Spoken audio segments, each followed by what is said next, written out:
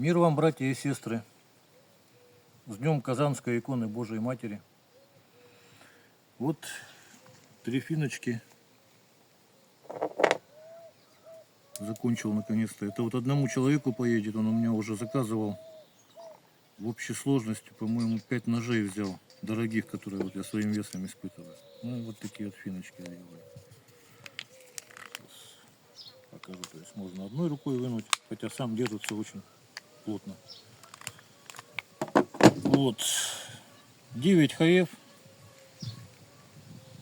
зонная закалка. Ну, приступим к испытаниям. Рог лося.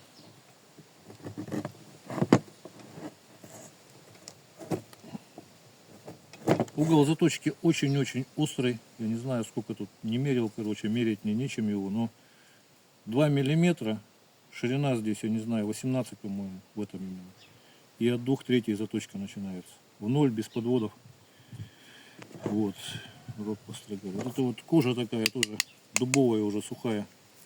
Кожа лося, это вот ножны из такого уже примерно сделаны.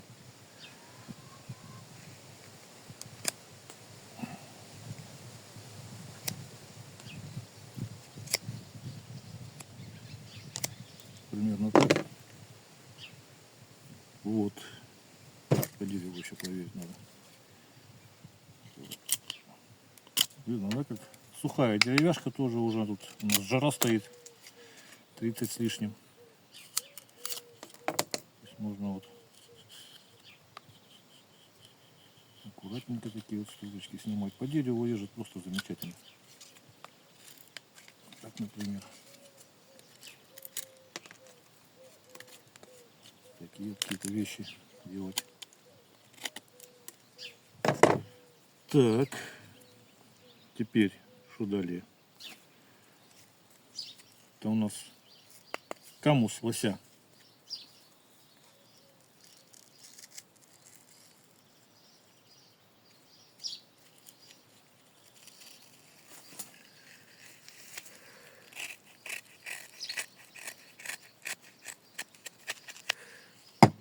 Показать, как бреет. Ну, режут ее вообще легко, такую, хотя тоже она уже засохшая такая, сухая кожа. Волос, кожу все режет замечательно.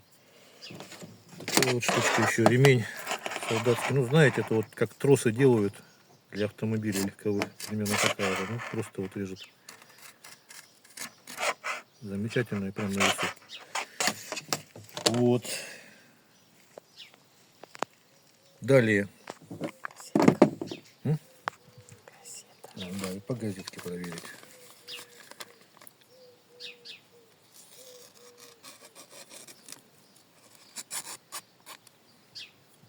Примерно так.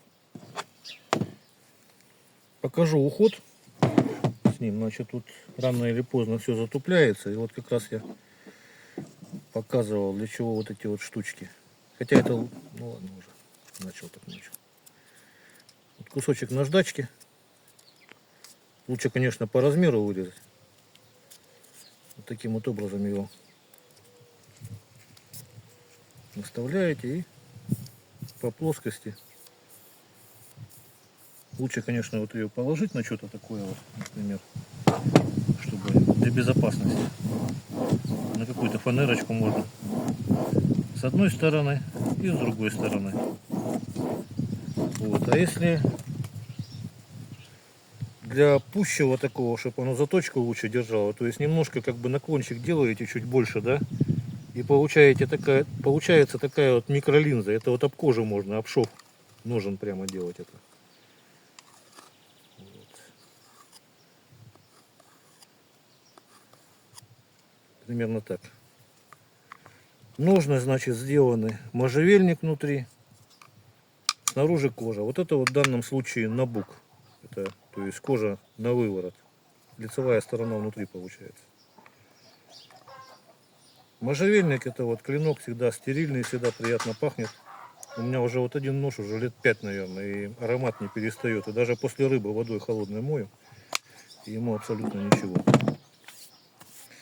Вот, ну и буду сейчас дальше показывать, Вот это вот очень легкие, короче, тут немножко тоньше кожи, и она лицевой стороной уже повернута. И тут вот, я не знаю, такой вот эффект интересный получается, как передаст, не знаю, как джинса прямо такая, такие потертости такие интересные. Вот. В общем, буду показывать дальше. Тут немножко пошире. Да, стандарт финский, тут 90 миллиметров примерно.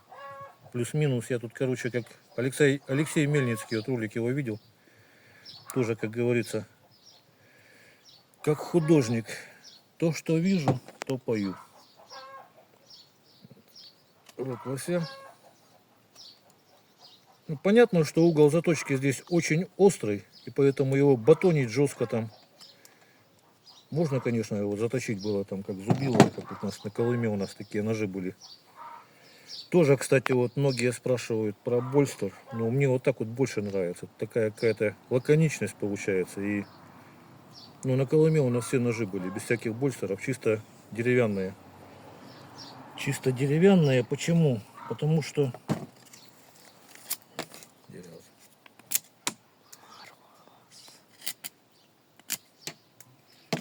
кожу толстую, да, проверить тоже. Потому что вот на северах там очень холодно зимой. И вот эти вот все роги, металл какой-то лишний, он руку холодит. А дерево оно теплое и такое вот удобное, приятное.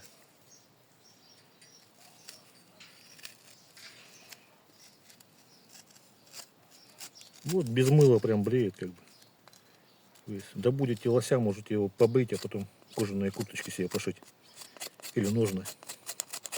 У меня, кстати, ножны все вот это вот из лосиной кожи.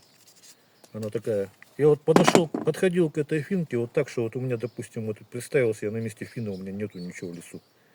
Ни итальянской кожи растишки, ничего. Вот есть кожа лося, можжевельника кругом много растет, сувель березы. Вот. Дальше. Ну, про ножны. А, что тут еще не показал? Это у нас ремень. Режет замечательно вообще. И вот то, что говорил, что вижу, что пою, вот чем шире клинок, тем острее угол заточки получается. Это, то есть, подразумевает аккуратное использование. Это для тех людей, которые ценят хороший рез. Потому что хороший рез, он что дает? Он дает то, что нож свою работу выполнит гораздо быстрее. И человек меньше устанет при этом, меньше вспотеет. Вот. Поэтому вот этим и ценится. Если, значит, это я уже говорил, что вот подправить его можно даже вот так вот примерно. Об кожу ножен довести, вернее. И получается такой микроподвод, вот как на японских ножах, типа Рокстед. У них тоже, короче, вот линзовидная заточка, а в конце микроподвод. То есть уже выпуклая линза идет. Но это на микроуровне, что ее глазом не видно. И за счет этого он и заточку хорошо держит, и в то же время режет очень классно. Но они, правда, заточены там на какую-то сумасшедшую твердость, короче. Я так не закаливаю, вернее, закаливаю такую твердость. Так, это я все уже показал. Да? Тут, значит, что еще не показал по газетке, да? Показал? Все. С этим ножом закончили. Вот. И сейчас буду про этот нож рассказывать. Ну, очень легкий. С ножом сам не выпрыгнет, а вынуть надо, короче. Вот он висит у вас одной рукой просто. Вот раз, все. И он прямо вот ложится, вот рукоять такая анатомическая получается у него. Сувель березы, стабилизированная льняным маслом. Хвостовик примерно вот до сюда доходит. И клинышки, как якуты делают. В общем, все просто, надежно, практично. Подвес — это мое изобретение. Тут он, короче, ну это я, ладно, позже про него расскажу. Сейчас пока проверим. Так, рог я не строгал еще, да? Рог построгаем. По наружной части строгаю специально, потому что некоторые говорят, что ты внутри строгаешь, а он там мягче рог, типа. Но я и не скажу, что там им, ну, что это нож для резьбы по кости, короче, да, им желательно такие вещи, конечно, не делать. Но если сделали, то вроде как ничего страшного.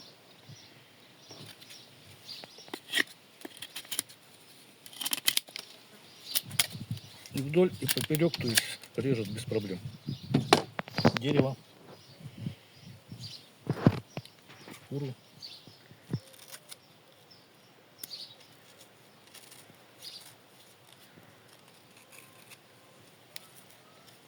Побрить.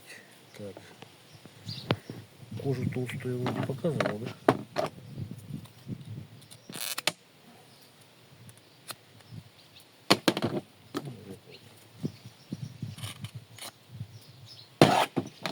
Примерно так.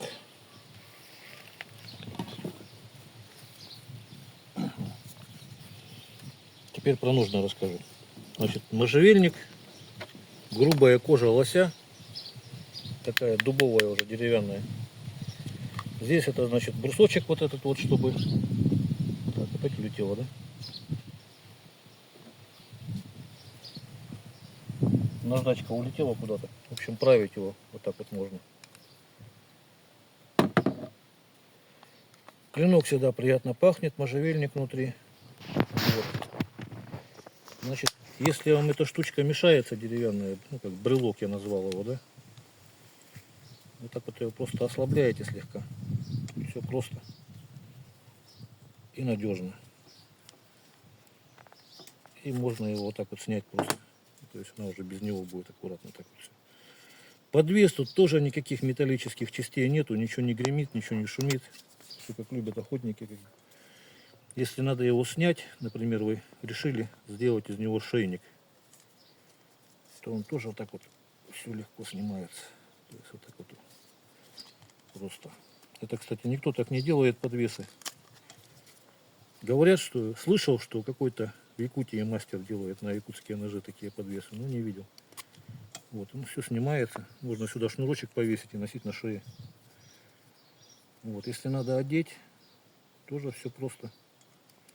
Все просто и надежно. Подвес этот очень прочный. Я сейчас покажу еще, кстати, дошел. Его не порвать. Ну, когда-то я видео там снимал, у меня на канале есть, что я на нем подтягивался на таком подвесе. То есть кожа это очень прочная вещь. Цельная кожа, без швов. Кольцо цельное кожаное. Так, не с той стороны. Вот, надо ставить, просто его вот так вот продели в колечко, вот так вот примерно выставили, повернули так, чтобы вот так вот, так вот было, как на ремень. Сюда вот так вот вставили.